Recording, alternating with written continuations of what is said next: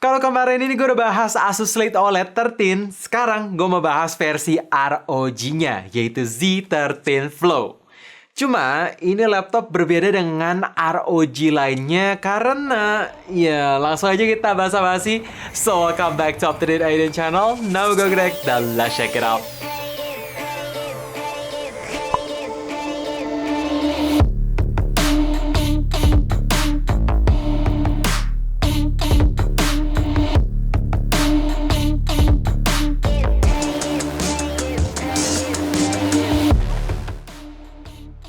Ini laptop 2-in-1, jadi otomatis layarnya support touchscreen yang responsif plus cukup akurat untuk sentuh sana-sini. Bahkan di dalam box pembeliannya pun tersedia stylus pen secara gratis. Buat kalian yang pengen gambar-gambar juga oke banget. Bahkan mau dipakai scrolling pakai stylus, enak. Tapi saran gue, scrolling pakai jari aja jauh lebih nyaman. Dan ngomongin soal kualitas layar, ya ini panel masih menggunakan IPS LCD, tapi dalam segi tingkat akurasi warna, wah bisa hit 100% RGB plus Pantone validated.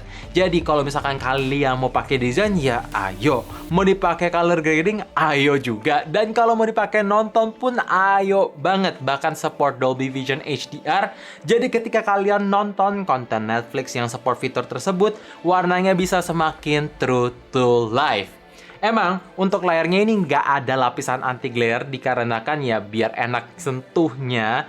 Jadi otomatis akan sedikit mantul. Tapi untungnya brightness bisa support sampai 550 nits. Jadi ya ini masih ngangkat ketika mau dipakai di kondisi outdoor ataupun indoor. Dan ketika gue coba scrolling sana-sini, wah ini mulus karena ternyata layarnya support refresh rate 120Hz yang kekinian.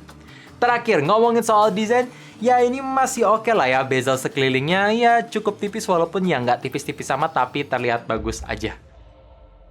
Desain dari laptop atau tablet yang satu ini tuh terbaik. Ya, seperti ciri khas ROG, masih membawa aksen gaming tapi lebih kalem dan ada fungsinya. Contoh, kalau misalkan kalian lihat lubang di bagian kiri dan kanan, itu berfungsi untuk menghisap udara masuk. Dan kalau misalkan kalian lihat di bagian bawah kanan, itu ada cover transparan di mana kalian bisa melihat komponen di dalam beserta lampu RGB yang keren banget. Ya, kalau misalkan kalian pengen nongkrong di tempat cafe atau tempat rame, pasti ini bisa menjadi pusat perhatian karena beda dan unik. Bahkan untuk form factor dari si tabletnya sendiri tersedia stand built-in di mana bisa ditekuk sampai 170 derajat. Jadi kalau mau dipakai untuk posisi gambar enak, dipakai posisi untuk jadi laptop enak, dan kalau misalkan mau dipakai nonton tanpa keyboard pun juga enak. Ya ini bisa berdiri, lebih versatile tanpa harus ya magnetik gitu-gitu ya ribet lah ya. Ini lebih enak. Dan dalam segi bobot, sangat ringan. Untuk mesinnya sendiri hanya 1,12 kg. Dan gimana soal port? Itu yang paling penting. Well, di samping kiri terdapat LED indicator, satu USB-C 3.2, satu ROG XG Mobile Interface buat colokin extra graphic card, dan ada satu USB-C yang support Thunderbolt 4. Terus di samping kanannya tersedia tombol volume up, volume down, satu USB 2.0 Type A, port jack 3.5, dan micro SD card reader. Yes, ini lebih komplit ketimbang Asus Slate OLED 13 kemarin. Ya wajar sih, secara harganya lebih mahal.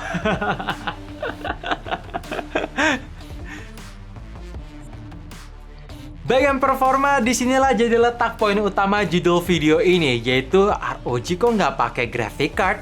Ya, untuk base model varian Z13 Flow yang sekarang gua review, spesifikasi prosesor menggunakan Intel 12th Gen i5 12500H, GPU Intel Iris Xe Graphic on board, RAM 16GB LPDDR5, storage 512GB PCIe 4.0, connection support Wi-Fi 6E, dan OS Windows 11 Home.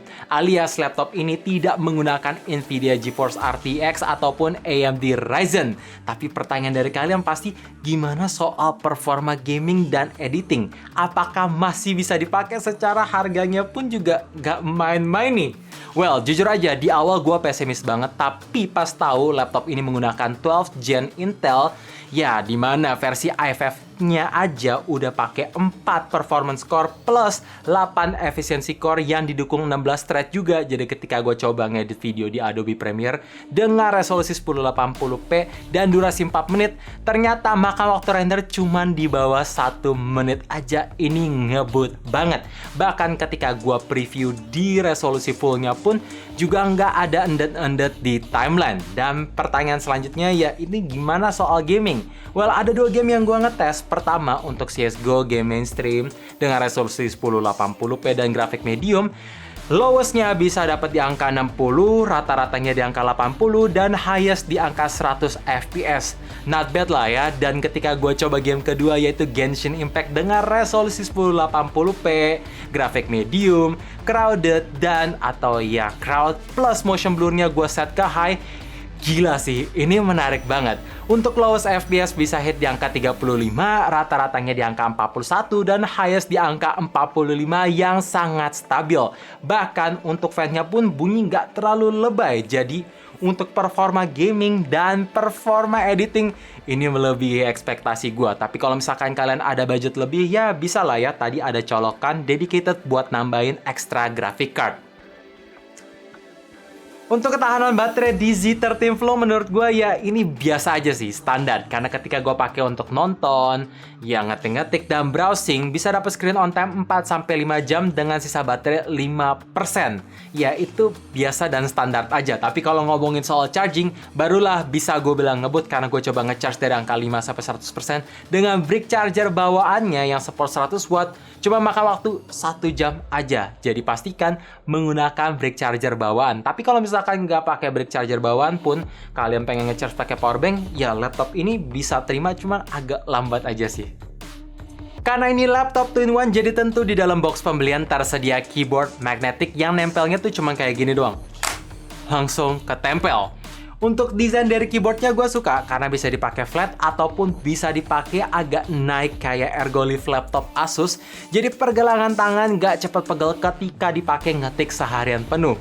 Hanya aja untuk strukturnya menurut gue agak kurang solid karena ketika dipakai ngetik ambles di tengah. Tapi kalau ngomongin soal typing experience ya gue suka ini agak tactile, key travelnya nggak kejauhan, dan bahkan tersedia RGB juga seperti ciri khas ROG yang bisa di custom. Lanjut ngomongin soal touchpad, emang dalam segi ukuran ini kecil banget ketimbang Slate OLED 13 kemarin, tapi feels-nya itu lebih enak ketimbang Slate OLED 13 kemarin. Jadi ya andai aja touchpad-nya itu lebih besar, maka lebih enak ketika dipakai seharian penuh. Ya walaupun support touchscreen juga sih, dan ada mouse juga, jadi ini nggak deal breaker. Dan by the way, laptop ini tersedia sensor sidik jari yang nyatu sama tombol power dengan performa yang ngebut banget. Laptop 2-in-1 ini tersedia 2 kamera. Pertama tentu ada di bagian tengah sebagai webcam. Kalau misalkan kalian pengen video call kayak gini, ya oke aja karena punya resolusi di 720p plus 30 fps dan ini fixed focus. Jadi ya gimana menurut kalian soal kualitas dan soal kualitas mic-nya? Tinggal komen di bawah. Dan untuk kamera belakangnya punya resolusi yang tinggi, bisa support di 1080p 30 fps, dan tersedia sensor autofocus. Jadi kalau mau dipakai foto bisa, dan kalau mau dipakai video buat nunjukin sesuatu juga bisa. Ya ini lebih bagus. So guys, itu dia video review Asus ROG Z13 versi channel Up To Date IDN. Jadi kalau ditanya apakah ini laptop 2-in-1 yang bagus, ya dengan gampang gue bisa bilang ini bagus. Tapi kalau ditanya apakah layak dibeli, well menurut gue sih kalian tabung dikit dulu aja, nambah 6 juta lagi ke versi selanjutnya. Ya ini versi kedua dari bawah, punya Intel i7 yang lebih ngebut, dapat RTX 3050, support G-Sync, pokoknya ya nambah 6 juta itu tapi lebih berasa future proofnya lebih jauh. Walaupun sekarang ini ya bisa kalian pakein external graphic card kalau udah punya, tapi kalau belum punya ya itu cost duit lebih banyak lagi. Jadi saran gue ya langsung aja ke versi keduanya biar lebih worth it. So thank you for watching, jangan lupa like dan subscribe channel ini sekaligus nyalain notifikasinya juga supaya kalian tahu kapan video baru diupload. And as always, stay safe, stay healthy, dan stay updated with Up To Date.